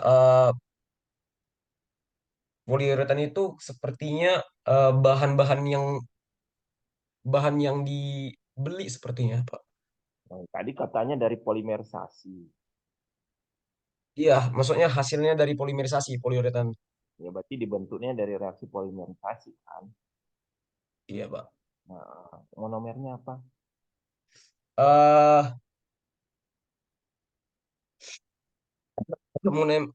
menggunakan poliuretan tadi menggunakan campuran dari monomer yaitu ada resin sintetis, Pak. Yaitu ada yang terbagi menjadi beberapa bagian, yaitu monomer akrilik. Bukan. Monomer cuma satu. Nggak ada campuran. Oh iya, Pak, baik, Pak, sorry, Pak, maaf, monomer resin sintetis, maaf, Pak. Nggak poliuretan monomernya. Uretan pasti kan. Poli itu Oh iya. apa? Banyak kan? Iya, Pak. Ya, itu yang dipahami prinsip sainsnya. Dari monomer, kemudian ada jadi polimer. Sintesis polimernya apa? Polimer kan bisa adisi, bisa kondensasi. Kamu ya tambahkan di situ pembentukannya. Baik, Pak. Bukan jelasin. Pokoknya polimerisasi, nggak tahu apa senyawanya dari mana. Nggak bisa. Kita juga nggak paham jadinya. Ya. Sama tujuanmu tolong Siap, Pak. ditambahkan, diperjelas ya. Coba lihat tujuannya tadi. Oh iya, Pak, sebentar, Pak. Tolong diperjelas. Menjaga kesehatan. Emang sehat terhadap cat apa? Kalau biaya renovasi untuk mengecat uang, oke, menjaga suhu dan kelembapan uang, ya, ya bisa lah dengan pelupasan. Kawetan bangunan, siapa yang jamin? Iya, Pak. Sama menjaga kesehatan. Jadi dua ini mungkin perlu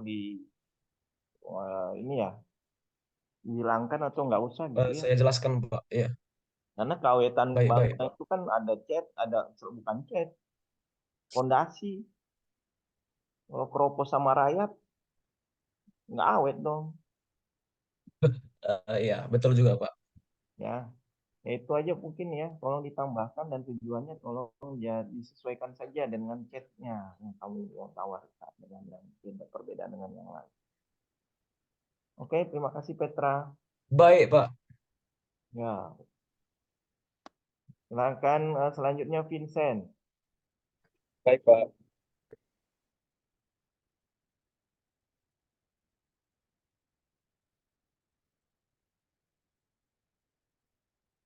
Serjen.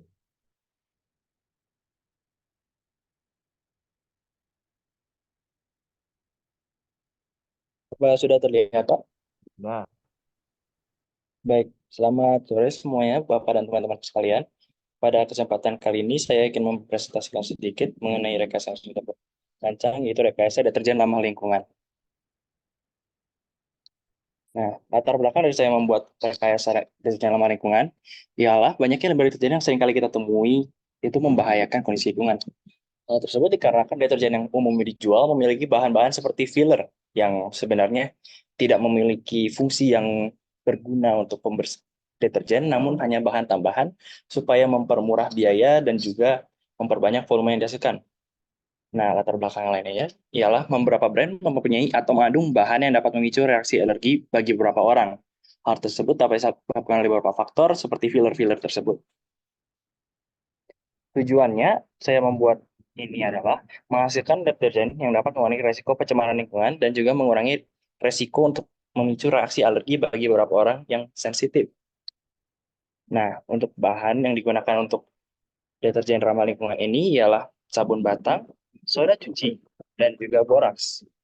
Nah, sabun batang sendiri memiliki fungsi untuk membunuh bakteri dan kuman yang ada pada pakaian.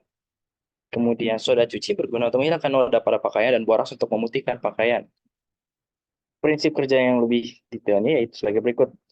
Kimia boraks memiliki formula kimia Na2B4O7 dan ketika larut dalam air, boraks akan terionisasi menjadi ion-ion borat yaitu BO3-. Dengan demikian, ion-ion tersebut akan berinteraksi dengan air dan membentuk ion hidroksida yang kemudian akan mempengaruhi pH air menjadi lebih basah. Dalam lingkungan yang basah, kebanyakan kotoran akan menjadi lebih mudah untuk dilepaskan karena lingkungan basah dapat memecah ikatan kimia dalam protein.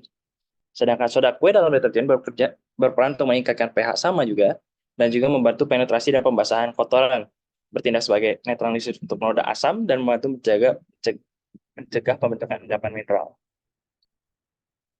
Nah, untuk metode pembuatannya sendiri cukup mudah.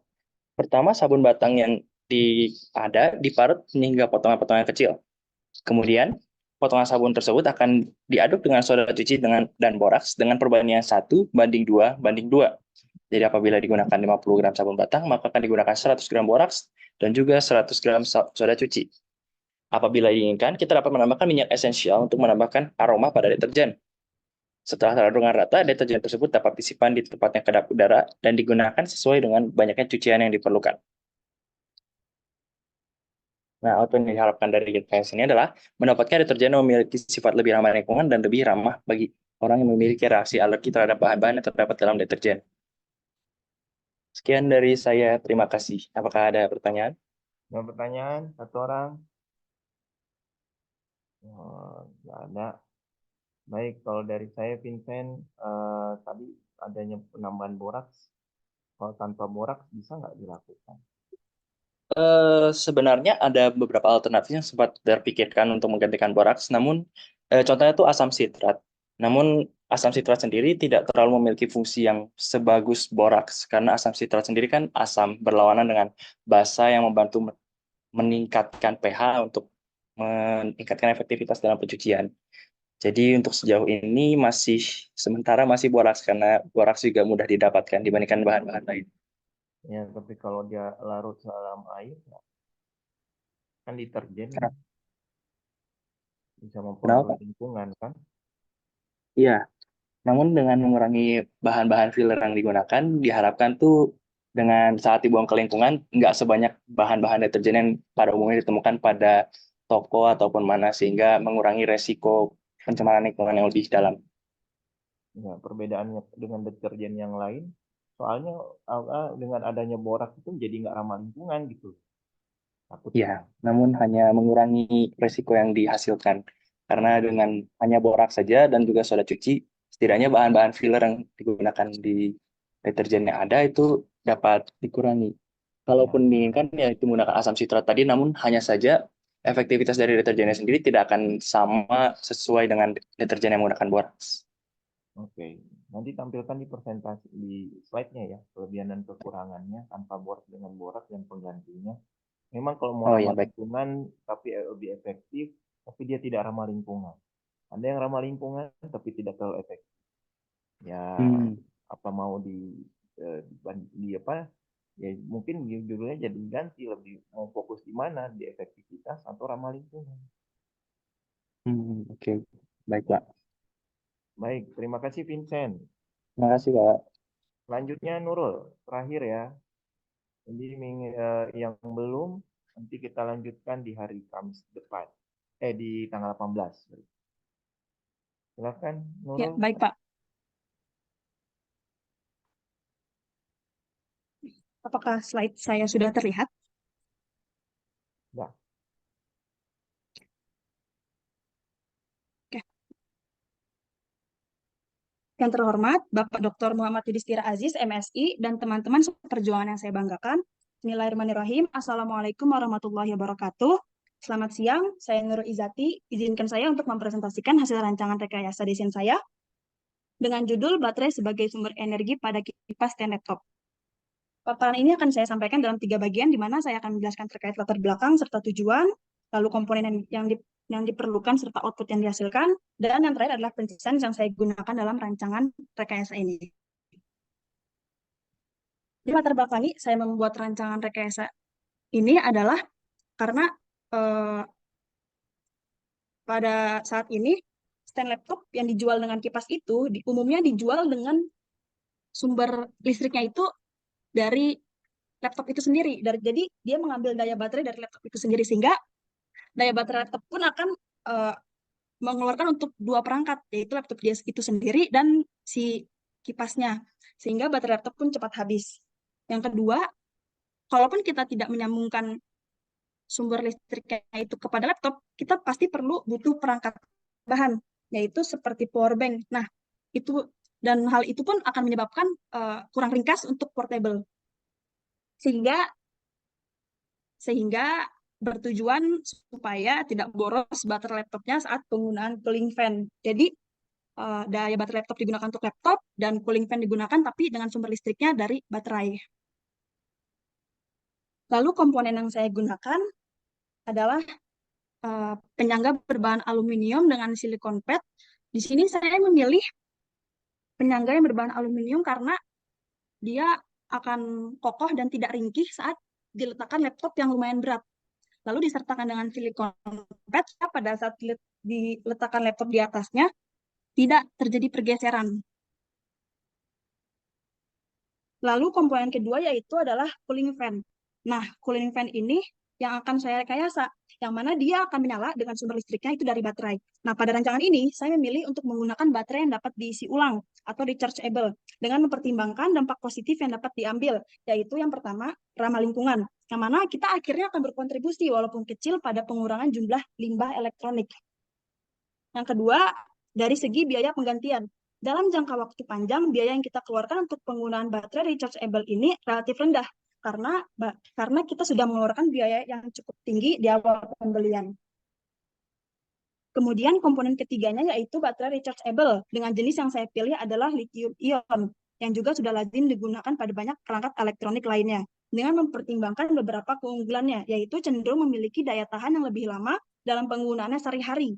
Lalu dengan pengisian daya hingga 300-500 siklus sebelum kapasitasnya menurun. Serta harganya yang saat ini masih relatif murah dan terjangkau jika dibandingkan dengan baterai litium yang lain seperti litium polimer. Lalu komponen yang keempat itu adalah digunakannya kabel USB untuk proses charging si kipas ini, si cooling fan ini.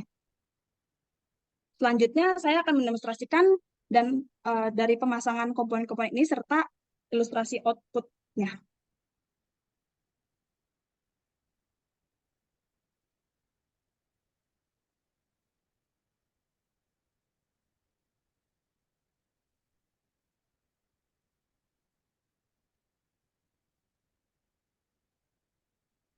Di sini dapat kita lihat kipasnya itu masukannya masih berupa USB dan bukan Type-C karena ini hanyalah ilustrasi. Jadi kita bayangkan saja kalau misalkan ini tuh Type-C gitu dan baterainya sudah ada di dalam.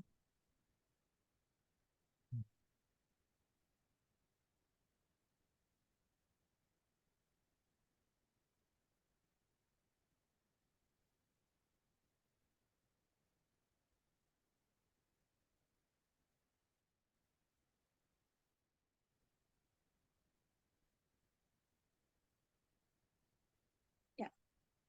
Selanjutnya adalah prinsip sains yang saya gunakan. Prinsip sains yang saya gunakan adalah reaksi elektrokimia, yang mana dengan ini baterai akan memproduksi energi listrik melalui reaksi kimia tertentu, yaitu reaksi redoks. Nah, dengan reaksi redoks ini yang melibatkan transfer elektron antara elektroda dengan larutan elektrolit lingkungan. Reaksi ini dapat mengubah energi kimia menjadi energi listrik atau sebaliknya.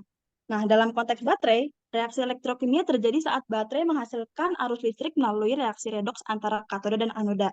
Selama pengisian atau charging, ion-ion bergerak dari katoda ke anoda melalui elektrolit. Sementara selama proses discharging atau penggunaannya, ion-ion bergerak dari anoda ke katoda yang menghasilkan arus listrik yang digunakan oleh si cooling fan tadi itu. Nah, di sini ada beberapa komponen utama dari baterai lithium-ionnya. Yang pertama ada elektrolit. Elektrolit di sini diilustrasikan oleh yang warna biru, yang berperan dalam menghantarkan ion litium antara katoda dan anoda, yang memungkinkan reaksi elektrokimia menghasilkan tegangan listrik. Di sini saya menggunakan elektrolit yang cair, yaitu LPF. Selanjutnya ada separator atau pemisah yang ditempatkan di antara elektroda positif dan negatif dalam baterai. Fungsinya itu untuk mencegah jadinya hubungan langsung antara elektroda sambil memungkinkan ion-ion untuk berpindah. Karena kalau misalkan nanti elektroda saling berhubungan, itu bisa menyebabkan kebocoran yang mana bisa overheating baterainya dan berujung ke meledak. Nah, di sini separatornya saya menggunakan yang jenisnya polipropilen karena material ini yang umum digunakan. Selanjutnya ada komponen katode yang merupakan elektroda negatif yang biasanya materialnya tuh lithium nikel, mangan, kobalt oxide, dan LFP. LFP di sini itu lithium ferrofosfat dan inilah yang saya pilih materialnya. Karena menurut saya baterai dengan katoda lithium ferrofosfat ini memiliki siklus hidup yang panjang dan stabilitas termal yang baik, serta banyak digunakan saat ini. Komponen berikutnya adalah anoda yang merupakan elektroda positif. Dan material yang saya gunakan adalah grafit. Lalu di sini saya akan ilustrasikan proses charge-nya, yaitu pada saat proses charge, katoda dan anoda akan dihubungkan kepada sumber daya, di mana katoda akan dihubungkan kepada sumber daya yang memiliki muatan positif dan anoda akan dihubungkan dengan muatan negatif. Sehingga plat konduktor pada katoda akan bermuatan positif dan juga plat konduktor pada anoda akan bermuatan negatif. Oleh karenanya, akan ada medan listrik yang mengarah dari katoda menuju anoda. Oh, dan di sini diilustrasikan sebagai panah berwarna hijau. Itu adalah medan listriknya. Kemudian karena adanya medan listrik, katoda yang memiliki banyak atom Li akan mengalami reaksi oksidasi, di mana atom Li akan melepaskan elektron dan atom tersebut akan berubah menjadi ion litium atau Li+. Kemudian elektron akan menuju plat konduktor yang bermuatan positif melalui sambungan luar. Setelahnya, karena masih ada medan listrik antara katoda ke anoda, maka Li akan menuju anoda melalui cairan elektrolit. Setelah sampai di anoda, elektron-elektron tersebut akan tertarik oleh Li+ yang bermuatan positif dan kemudian akan terjadi reaksi reduksi. Nah, inilah proses charging-nya dari baterai lithium-ion. Selanjutnya kita beralih ke proses discharge-nya atau proses ketika baterai terhubung dengan beban yang membutuhkan energi listrik. Nah, beban di sini ialah cooling fan atau si kipas yang tadi itu. Nah, sekarang di anoda memiliki banyak atom Li. Maaf. Akan memiliki banyak atom Li, sehingga anoda akan memiliki muatan yang lebih positif daripada katoda. Oleh karenanya, akan ada medan listrik yang arahnya dari anoda menuju katoda, yang ditunjukkan di ilustrasi ini juga garis panah warna hijau, dan inilah yang menyebabkan akan terjadi reaksi balik saat disambungkan ke sambungan luar, seperti contoh yang ketika diberikan sebuah beban saat proses discharge. Nah, proses ini akan sama seperti proses charge tadi, hanya saja kali ini reaksi oksidasinya terjadi di anoda, dan reaksi reduksinya akan terjadi di katoda. Ya, mungkin sekian dari saya. Terima kasih. Mungkin ada yang ingin bertanya. Ada yang mau nanya satu orang? Nggak ada? Oke, kalau tidak ada, saya saja yang bertanya. Prinsip sainsnya menjelaskannya sudah cukup baik dengan ilustrasi yang animasi tadi ya. Cuman baterainya itu harus baterai lithium atau ada baterai tertentu, sel kering atau sel alkali juga bisa nggak?